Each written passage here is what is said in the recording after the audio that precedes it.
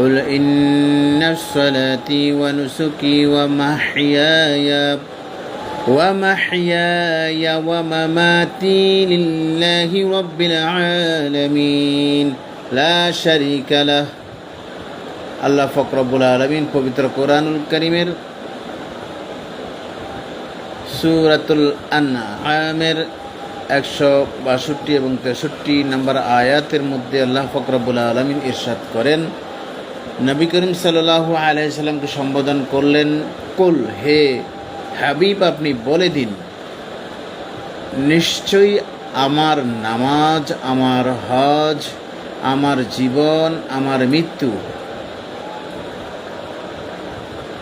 একমাত্র বিশ্ব প্রতিপালক আল্লাহর জন্য। আলহামদুলিল্লাহ, মহান আল্লাহ তাআলা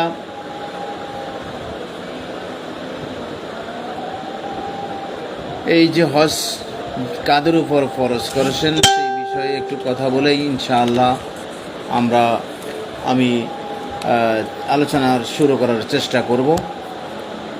হজ মানে হচ্ছে বিশ্ব মুসলমানদের একটি মহাসম্মিলন। হজ ইসলামের রোকন সমূহের একটি অন্যতম রোকন।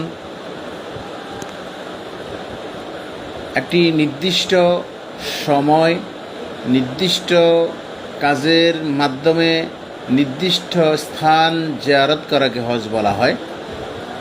হজ প্রত্যেক আকলমান বালেগ মুসলমান নরনারী যিনি বাইতুল্লাহ শরীফ বা হেরেম শরীফ যেতে সক্ষম তার উপর ফরজ। আর এই ফরজ আমলটি কেউ যদি অস্বীকার করে সে কাফের হয়ে যায় এবং সে দিন বর্জনকারী হয়ে যায়, ফাসেক হয়ে যায়, পথভ্রষ্ট হয়ে যায়। আল্লাহ রব্বুল আলামিন পবিত্র কোরআনুল কারীমের সূরা আল ইমরানের আয়াত নাম্বার 97 আল্লাহ পাক রব্বুল আলামিন ইরশাদ করেন, قال الله تعالى عز وجل في القرآن المجيد ولله على الناس حج البيت من استطاع إليه السبيل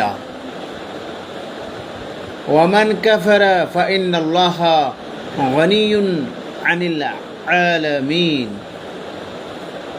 আল্লাহ পাক রব্বুল আলামিন পবিত্র কোরআনুল কারীমে ইরশাদ করেছেন যে বাইতুল্লাহ পর্যন্ত পৌঁছাতে সক্ষম, যার বাইতুল্লাহ শরীফ পর্যন্ত যাওয়ার সার্বিক অ্যাবিলিটি রয়েছে, সামর্থ্য রয়েছে, সক্ষমতা রয়েছে, প্রত্যেক ব্যক্তির উপর, নারী এবং পুরুষ এর উপর আল্লাহর সন্তুষ্টি অর্জনের লক্ষ্যে হজ আদায় করা ফরজ।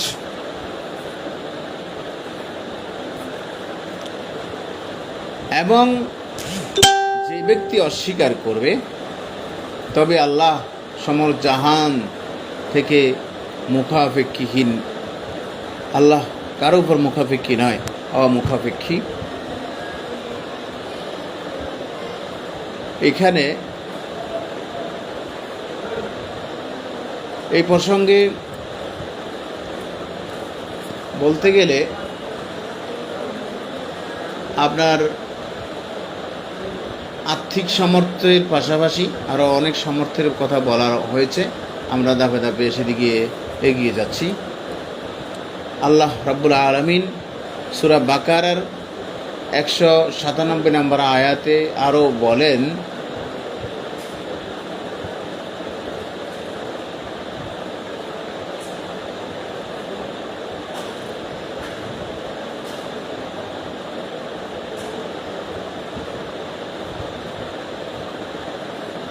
আল্লাহ পাক রব্বুল আলামিন আরও বলেন,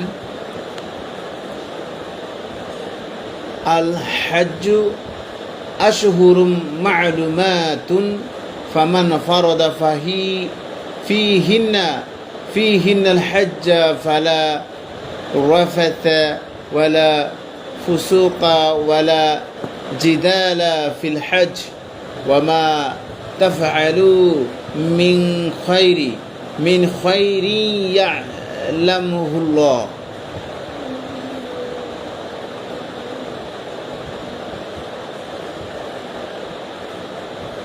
আরেকটু পরে আল্লাহ ফখরুল আলমিন আবারও বলছেন ওয়াতাজাওয়াদু ফাইন্না খায়রাজ জাদিত তাকওয়া ওয়াত্তাকুনি ইয়া উলিল আলবাব। আল্লাহ পাক রব্বুল আলামিন এই আয়াতের মধ্যে বলেন হজ্জের সময় নির্দিষ্ট কয়েকটি মাস, অতএব মাসগুলোতে যে ব্যক্তি হজ করার সিদ্ধান্ত গ্রহণ করে তাকে হজ্জে অশ্লীলতা, পাপ, অন্যায় ও ঝগড়া বিবাদ থেকে সম্পূর্ণ মুক্ত থাকতে হবে। আর তোমরা যা ভালো কাজ করো আল্লাহ তা জানেন। তোমরা ফাতেহ গ্রহণ করো এবং তাকওয়া বা আল্লাহভীতির সর্বোত্তম ফাতেহ। হে বিবেকবানগণ, তোমরা আল্লাহকে ভয় করো।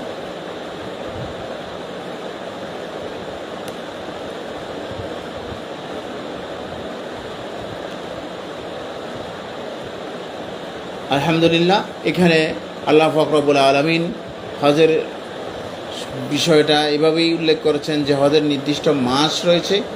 আমরা জিলহজ মাসের কথা সবাই জানে। জিলহজ মাস আরবি মাসের একটি গুরুত্বপূর্ণ মাস এবং এই মাসটা জিলহজের মাস আমাদের চলমান রয়েছে। তো আল্লাহ পাক রব্বুল আলামিন হাজিদের ব্যাপারে কিছু বৈশিষ্ট্য এখানে উল্লেখ করে দিয়েছেন যে যারা এই মাসগুলোতে যে ব্যক্তি হজ করার সিদ্ধান্ত গ্রহণ করে তাকে হজে অশ্লীলতা, পাপ, অন্যায় এবং ঝগড়া বিবাদ করবে না, এগুলো থেকে মুক্ত থাকবে। আর তোমরা যা কাজ করো আল্লাহ তা অবশ্যই ভালো জানেন। এবং তোমরা ফাতিহা গ্রহণ করো, আর ফাতিহা আল্লাহ পাক রব্বুল আলামিন বান্দাদেরকে ফাতিহা গ্রহণ করার পুরস্কার গ্রহণ করার জন্য এখানে আহ্বান করছেন। এবং তাকওয়াই হচ্ছে আল্লাহভীতির সর্বোত্তম ফাতিহা।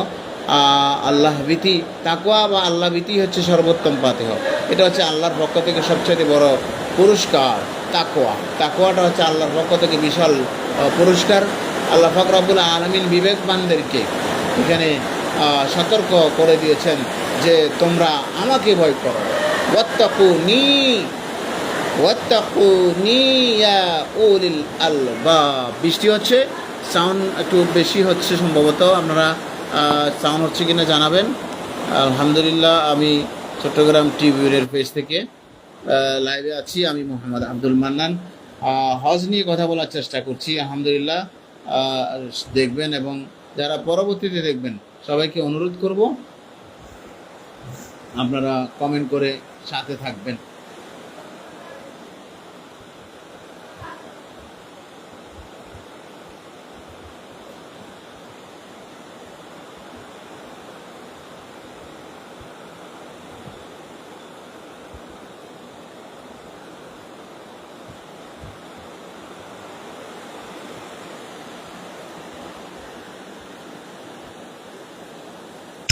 আলহামদুলিল্লাহ, তো এখানে ইমাম বাইহাকির সুনানে কুবরা কিতাবের শোয়েবুল ঈমান হাদিস নাম্বার 3979 হাদিসটি আমি পরে শোনানোর চেষ্টা করছি। আন আবি উমামা আনিন নবী সাল্লাল্লাহু আলাইহি ওয়াসাল্লাম দুঃখিত, একটু লাইনে থাকবেন।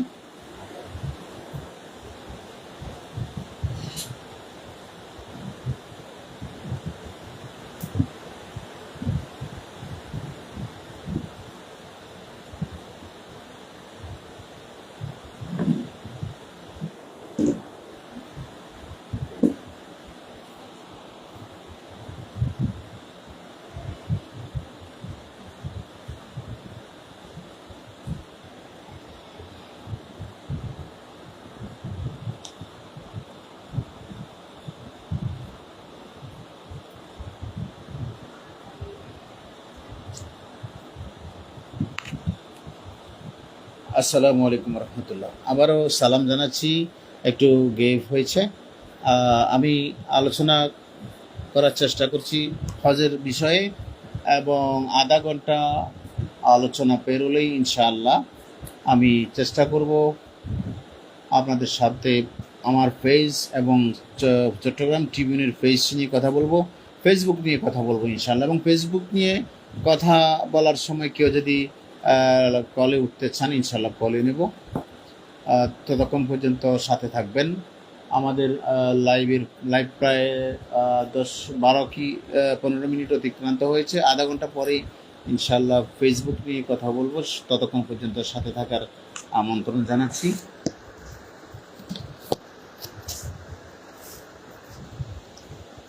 আল্লাহ পাক রব্বুল আলামিন আমাদেরকে হজ করার যাদেরকে তৌফিক দিয়েছেন, যারা হজে ইতিমধ্যে চলে গিয়েছেন, আল্লাহ পাক রব্বুল আলামিন তাদের হজকে কবুল করুক, এবং তাদের সাথে আল্লাহ রব্বুল আলামিন আমাদেরকে যে ওনাদের যেভাবে ক্ষমা করে দিবেন, আল্লাহ যাতে আমাদেরকে এই হজের উসিলায় ক্ষমা করে দেন, আল্লাহ যাতে আমাদের তাকদীরে ক্ষমা নসিব করেন, সবাই বলি আমিন। আন আবি উমামা عن النبي صلى الله عليه وسلم قال من لم تحبسه حاجة ظاهرة أو مرض حابس شاء نصرانية رواه البيهقي। এখানে রাসূলুল্লাহ সাল্লাল্লাহু আলাইহি ওয়াসাল্লাম ইরশাদ করেছেন, ইমাম বাইহাকির সুনানে কুবরা কিতাব থেকে হাদিসটি শুআইবুল ইমান অধ্যায় থেকে, হাদিস নাম্বার 3979 নম্বর হাদিস। আপনারা যেটা এই মুহূর্তে শুনেছেন একটু আগে, আমি সেখান থেকে কথা বলার চেষ্টা করছি। নবী করিম সাল্লাল্লাহু আলাইহি ওয়াসাল্লাম বর্ণনা করেন, হাদিসটি আবু উমায়মা হতে বর্ণিত। রাসূলুল্লাহ সাল্লাল্লাহু আলাইহি ওয়াসাল্লাম ইরশাদ করেছেন, যাকে প্রকাশ্য কোনো প্রয়োজন অথবা বাধা দানকারী কোনো রোগ অথবা অত্যাচারী বাদশাহ হজ করতে বাধা না দেওয়া সত্ত্বেও হজ করল না, সে ইহুদি হিসেবে মৃত্যুবরণ করুক, নাসারা হিসেবে মৃত্যুবরণ করুক। নাউজুবিল্লাহি মিন যালিক। আল্লাহু আকবার, আল্লাহু আকবার। আল্লাহ পাক আমাদেরকে এই কঠিন জায়গা থেকে আমাদেরকে হেফাজত করুন। আল্লাহ রাসূল সাল্লাল্লাহু আলাইহি সাল্লাম হাদিসের মাধ্যমে হুঁশিয়ারি উচ্চারণ করেছেন, যার হজ পালনের সামর্থ্য রয়েছে এক কথায়, সে হজ করলো না, আল্লাহ রাসূল সাল্লাল্লাহু আলাইহি সাল্লাম তাদের জন্য বদদোয়া দিয়েছেন যে তারা ইহুদি হিসেবে মৃত্যুবরণ করুক, নাসারা হিসেবে মৃত্যুবরণ করুক। আল্লাহ পাক রব্বুল আলামিন আমাদেরকে এই কঠিন জায়গা থেকে হেফাজত করুন। নাউজুবিল্লাহি মিন যালিক। তো রাসূলুল্লাহ সাল্লাল্লাহু আলাইহি ওয়াসাল্লাম অন্য একটি হাদিস শরীফে ইরশাদ করেছেন, ক্বালা ইয়াকুলুল্লাহু আযজা ওয়া জাল ইন্না আবদান সাহহাতু লাহু জিসমাহু ওয়া ওয়াসআতু আলাইহি ফিল মাঈশাতি তামদি আলাইহি খামসাতু আ'ওয়ামিন লা ইয়াফিদু ইলাইয়া মা মাহরুম রাওয়াহুল বাইহাকি। এখানে একই কিতাব থেকে বর্ণিত হয়েছে যে ইয়াকুলু রাসূলুল্লাহ সাল্লাল্লাহু আলাইহি ওয়াসাল্লাম বলেন, হাদিসটি আবু সাঈদ খুদরি হতে বর্ণিত, মহান আল্লাহ তাআলা ইরশাদ করেছেন যে বান্দার শরীর আমি সুস্থ রেখেছি এবং তার জীবন যাত্রায় সচ্ছলতা দান করেছি। এইভাবে 5 বছর অতিবাহিত হওয়া সত্ত্বেও যে আমার ঘরে আগমন করলো না, সে নিশ্চিত হতভাগা। হাদিসটি আবারও একটু পড়ার চেষ্টা করছি। ক্বালা ইয়াকুলু আন আবি সাঈদ খুদরি রাদিয়াল্লাহু তাআলা আনহু আন্না রাসূলুল্লাহি সাল্লাল্লাহু আলাইহি ওয়াসাল্লাম قال ইয়াকুলুল্লাহু আযজা ওয়া জাল ইন্না আবদান সাহহাহতু লাহু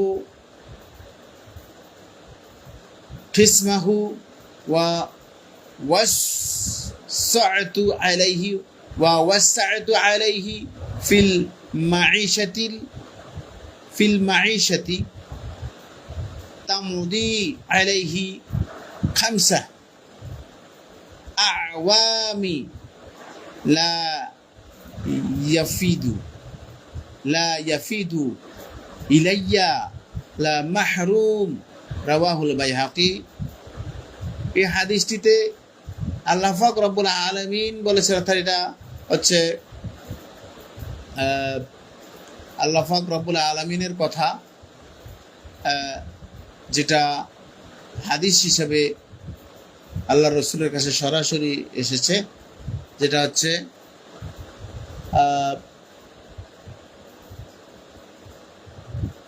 হাদিসটি যদিও আল্লাহর কথা, কিন্তু আল্লাহর রসুলের মাধ্যমে যেটা এসেছে সরাসরি হাদিসে কুদসি যেটা বলা হয়, হাদিসে কুদসি। এই হাদিসে কুদসির মাধ্যমে আল্লাহ পাক রব্বুল আলামিন এইভাবে বলেছেন যে মহান আল্লাহ ইরশাদ করেছেন যে বান্দার শরীর আমি অসুস্থ রেখেছি এবং তার জীবনযাত্রা সচ্ছলতা দান করেছি। এভাবে 5 বছর অতিবাহিত হওয়া সত্ত্বেও সে আমার ঘরে আগমন করলো না। সে একেবারে নিশ্চিত বঞ্চিত, সে একজন হতভাগা। আল্লাহ পাক রব্বুল আলামিনের পক্ষ থেকে এই ব্যক্তির তাকদীর নির্ধারণ করে দেওয়া হয়েছে যে সে হতভাগা।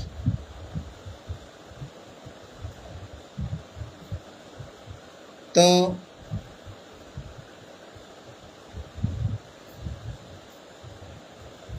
আল্লাহ পাক রব্বুল আলামিন হাদিসে কুদসিতে যে হুঁশিয়ারি দিয়েছেন, যারা সামর্থ্য থাকার পরেও হজ করল না সে নিশ্চিত হতভাগা। আল্লাহ আমাদেরকে রক্ষা করুন।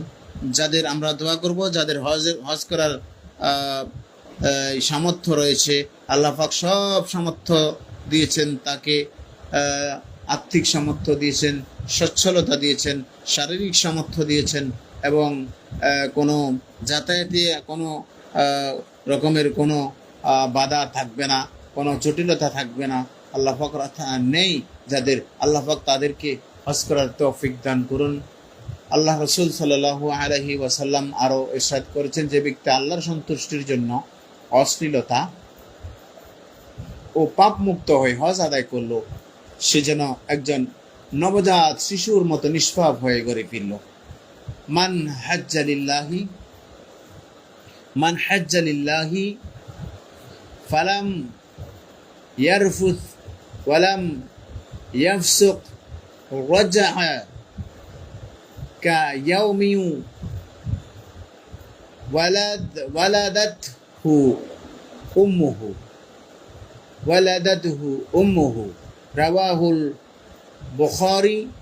বুখারী শরীফের নাম্বার 1 প্রথম খণ্ড পৃষ্ঠা নাম্বার 206, হাদিস নাম্বার 1499 নম্বর হাদিস। বলছেন রাসূলুল্লাহ সাল্লাল্লাহু আলাইহি ওয়াসাল্লাম, ওয়াকালা রাসূলুল্লাহ সাল্লাল্লাহু আলাইহি ওয়াসাল্লাম, মান হাজ্জা লিল্লাহি ফালাম ইয়ারফুস ওয়ালাম ইয়াফসুক রাজআ ফায়াউমি ওয়ালাদাতুহু উম্মুহু। বলতেছে যে একজন নবজাত শিশুর মতো, যেভাবে একজন শিশু তার মায়ের গর্ভ থেকে নিষ্পাপ হয়ে পৃথিবীতে আগমন করে, সেইভাবে একজন মানুষ যখন নিজের আল্লাহর সন্তুষ্টির জন্য নিয়ত ঠিক করে অশ্লীলতা এবং পাপ কাজ থেকে মুক্ত হয়ে হজ আদায় করলো, আল্লাহ পাকের কাছে ওই ব্যক্তি একজন সদ্য মায়ের গর্ভ থেকে প্রসূত একজন নিষ্পাপ শিশুর মতো হয়ে যেন সে ঘরে ফিরে আসলো। রাওয়াহুল বুখারী। ক্বালা রাসূলুল্লাহ সাল্লাল্লাহু আলাইহি ওয়াসাল্লাম, ওয়াকালা রাসূলুল্লাহ সাল্লাল্লাহু আলাইহি ওয়াসাল্লাম, রাসূলুল্লাহ সাল্লাল্লাহু আলাইহি ওয়াসাল্লাম অন্য আরেকটি হাদিসে বলেছেন, হাদিসটি তিরমিজি শরীফের প্রথম খণ্ড পৃষ্ঠা 167 হাদিস নাম্বার 810। তো قال رسول الله صلى الله عليه وسلم تابعوا بين الحج والعمرة فإنهما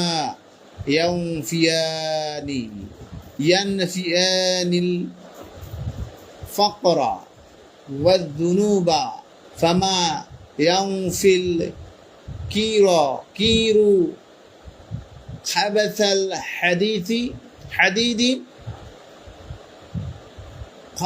الحديد والذهب والفضة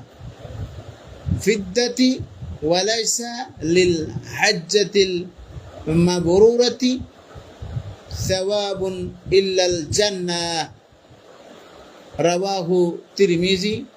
একটু আগেই বলেছি হাদিসটি তিরমিজি শরীফের প্রথম খণ্ড পৃষ্ঠা নম্বর 167 এবং হাদিস নাম্বার 810।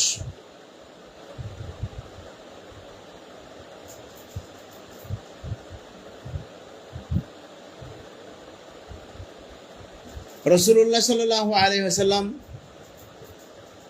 কি সুন্দর করে বলেছেন যে তোমরা হজের সাথে ওমরা পালন করো, কেন হজ এবং ওমরা অভাব ও অপরাধকে এমনভাবে মুছে ফেলে। স্বর্ণকারের হাফর যেমন লোহা, স্বর্ণ ও ময়লা রূপার ময়লা মুছে ফেলে, আর কবুলকৃত হজের একমাত্র পুরস্কার হলো জান্নাত। যেমনি এক কথায় আর একটু বিষয়টা বোঝানোর চেষ্টা করি যে স্বর্ণকারের যে হাফর লোহা, স্বর্ণ এবং রূপার যেমন ময়লা মুছে ফেলে, তেমনিভাবে হজ ওমরা অভাব ও অপরাধকে মুছে ফেলে। এই হাদিস দ্বারা এটাই বোঝানো হয়েছে। এবং আর কবুলকৃত হজের একমাত্র পুরস্কার হলো জান্নাত, একমাত্র পুরস্কার হলো জান্নাত। وعن أبي هريرة أن رسول الله صلى الله عليه وسلم قال إن الله يباهي بأهل العرفات أهل السماء فيقول انظروا إلى عبادي جاءوني شعثا غبرا شعثا غبرا رواه الحاكم রাসূলুল্লাহ সাল্লাল্লাহু আলাইহি ওয়াসাল্লাম আরাফাতে অবস্থানকারীদের নিয়ে একটা হাদিস এখানে বর্ণনা করেছেন। আরাফাতে অবস্থানকারীদের নিয়ে রাসূলুল্লাহ সাল্লাল্লাহু আলাইহি ওয়াসাল্লাম ইরশাদ করেছেন। আবু হুরায়রা হতে বর্ণিত, তিনি রাসূলুল্লাহ সাল্লাল্লাহু আলাইহি ওয়াসাল্লাম ইরশাদ করেছেন, আরাফাতে অবস্থানকারীদের নিয়ে আসমানের ফেরেশতাদের সাথে আল্লাহ তাআলা গৌরব প্রকাশ করবেন এবং ফেরেশতাদেরকে বলবেন, তোমরা আমার বান্দাদের দিকে লক্ষ্য করো, তারা আমার নিকট এলোমেলো ধুলাবালি মিশ্রিত চুল অবস্থায় এসেছে। আল্লাহু আকবার। এটা মুসনাদে আহমেদ ইবনে হিব্বান এই হাদিসটি রয়েছে। এবারে এই হাদিসটি সেমলি রয়েছে মুস্তাদরাকে হাকিম প্রথম খণ্ড 404 এবং হাদিস নাম্বার হচ্ছে 1722। আল্লাহ পাক রব্বুল আলামিন হাজিদের উসিলায় হাজিদের আরাফাতের ময়দানে অবস্থানের উসিলায় আল্লাহ আমাদেরকে মাফ করে দিন। আর আমরা যারা হজে যাইতে পারিনি, আল্লাহ আমাদেরকে হজে যাওয়ার জন্য কবুল করুন। আলহামদুলিল্লাহ, চট্টগ্রাম ট্রিবিউনের আজকের লাইভ প্রায় আধা ঘন্টা হয়ে এসেছে। তো আমি আপনাদেরকে অনুরোধ করব, আমি আজকের লাইভটা গুরুত্বপূর্ণ। এই লাইভটা করার জন্য বসেছি। যারা দেখবেন তারা লাইভটি পুরোপুরি দেখবেন এবং কমেন্ট করে জানাবেন লাইভের বিষয়বস্তুটা, আলোচনার বিষয়টা কেমন লেগেছে। কমেন্ট করে জানানোর অনুরোধ জানাচ্ছি।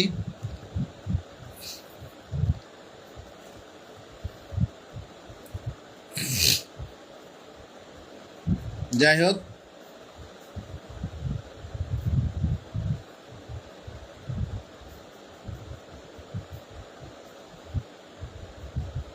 আয়েশা রাদিয়াল্লাহু তাআলা আনহা হতে বর্ণিত হাদিস, রাসূলুল্লাহ সাল্লাল্লাহু আলাইহি ওয়াসাল্লাম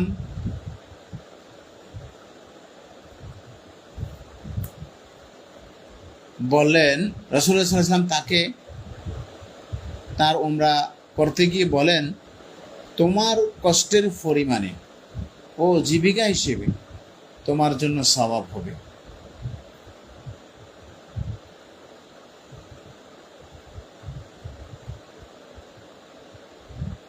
এবং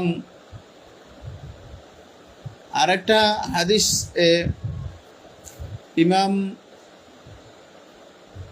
আবু হুরায়রা রাদিয়াল্লাহু তাআলা আনহু হতে বর্ণিত, قال رسول الله صلى الله عليه وسلم إذا خرج الحج حاجا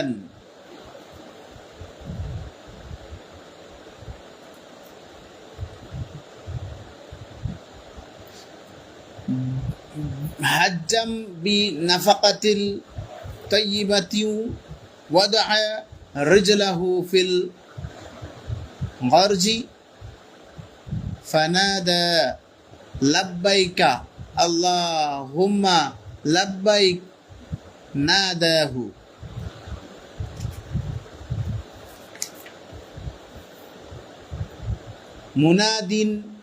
مناد من السماء لبيك وسعديك زادك حلال وراحلتك حلال وحجك مبرور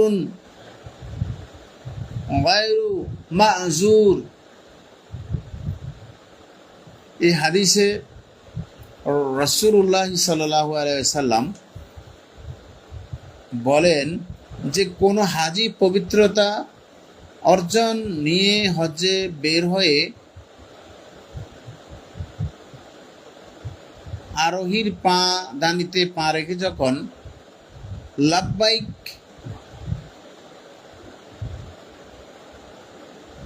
আল্লাহুম্মা লাব্বাইক বলে, তখন আসমান হতে একজন আহ্বানকারী তার আহ্বানের সাড়া দিয়ে বলতে থাকে লাব্বাইকা ওয়া সাদাইকা, তোমার জীবিকা হালাল, তোমার বাহন হালাল এবং তোমার হজ আল্লাহর দরবারে কবুল করা হয়েছে। আর কোনো হাজি যদি অপবিত্র উপার্জন নিয়ে যখন বের হয়,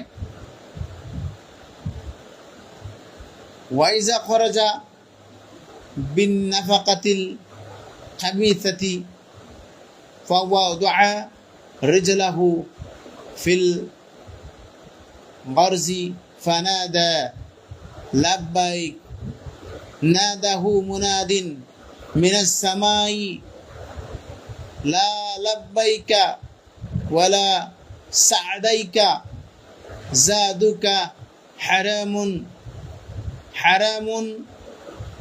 ওয়া নাফাকাতুকা হারামুন ওয়া হাজ্জুকা মাযুরুন গায়রু মাবরুর। তাবরানী থেকে এই হাদিসটি এসেছে। আবু হুরায়রা রাদিয়াল্লাহু তাআলা আনহু হতে বর্ণিত, যদি কেউ হালাল উপার্জন নিয়ে হজ্জে বের হয়, হজে যাওয়ার আরোহীতে মানে বাহনে বা যানবাহনে যখন ওই হাজি পা রাখে এবং বলতে থাকে লাব্বাইক আল্লাহুম্মা লাব্বাইক, তখন আসমান হতে একজন আরোহী ওই হাজির লাব্বাইকের জবাব দিতে থাকে, সাড়া দিয়ে বলে লাব্বাইক ইয়া সাদাইকা, তোমার জীবিকা হালাল, তোমার বাহনও হালাল এবং তোমার হজ কবুলকৃত। আর কোনো হাজি যখন অপবিত্র উপার্জন, হারাম উপার্জন নিয়ে বের হয়, আর ওই পা যখন